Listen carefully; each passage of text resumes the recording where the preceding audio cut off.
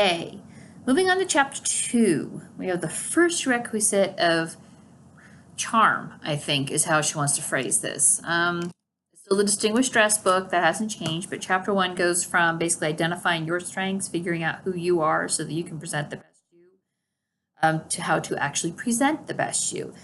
And the first requisite she provides is physical cleanliness. Okay, sure. You know, it's awfully hard to be charming and put your best foot forward when you smell like week old cheese, right? It says you owe it to yourself to emphasize to the utmost every good point you possess. And this is I absolutely love this quote. So this is a word for word. Within every woman, by virtue of her womanhood alone, is the possibility of being attractive, if not beautiful. I love that. That is so freaking positive and affirming, right? I mean, how fabulous is that? Every woman is beautiful. Every woman possesses within her the ability to be beautiful and attractive and charming. You just have to find it within you and bring it out, okay? And so to that end, she actually provides some pretty good standard advice that has certainly held true over the last 100 years. Get plenty of sleep, right? Sleep needs vary. Some people need as little as 6 hours or 4 hours, and some people need 8, 9, 10 hours.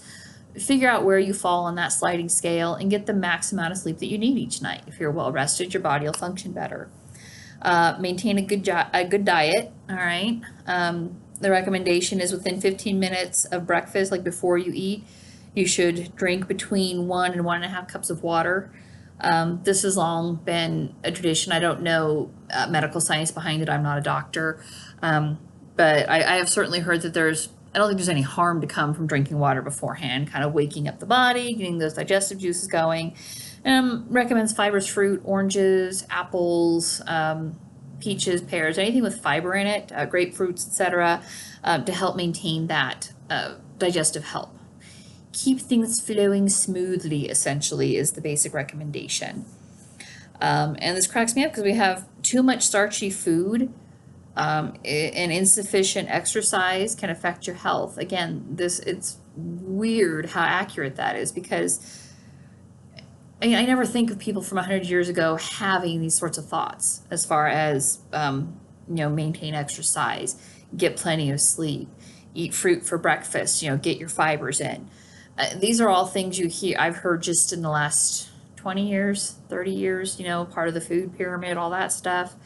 And it's certainly coming more and more to the forefront with health, but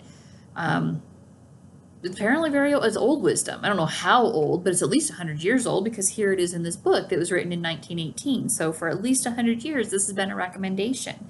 Get plenty of sleep, maintain a good diet, keep your body functioning, drink lots of water, start your day with water, eat fibrous fruit, maintain your health.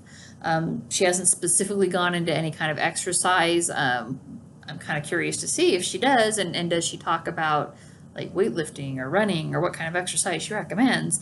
But yeah, that was how chapter 2 starts. First requisite, physical cleanliness, all right? Emphasize your good points, find your own beauty within, and help that to shine, all right? And that is the first requisite. That's physical cleanliness. There we go.